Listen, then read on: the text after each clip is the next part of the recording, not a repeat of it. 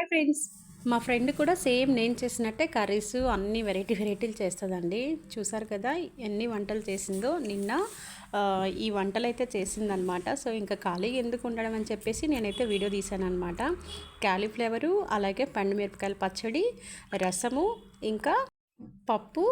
చూసారు కదా ఎన్ని వంటలో ఇలా అన్ని డైనింగ్ టేబుల్ మీద పెట్టేసుకొని ఇంకా వడ్డించుకొని తింటారనమాట.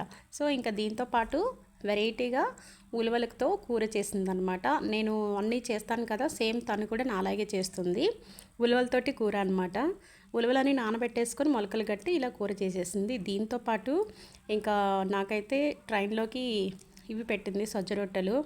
చాలా పత్తలాగా చేసింది. నేను అన్ని వంటలు చేస్తాను కానీ నాకు పిండి మీద రొట్టెలు చేస్తాను, కానీ పిండి మీద ఇంత పత్తలాగా సజ్జ రొట్టెలు, జొన్న రొట్టెలు చేయడం అనేది నాకు చేత కాదు. మా ఫ్రెండ్ బాగా చేస్తుంది. నేను అదొక్కటి నేర్చుకోవాలి. చాలా అంటే చాలా బాగా నచ్చాయి నాకు. సూపర్, చాలా బాగా నచ్చింది.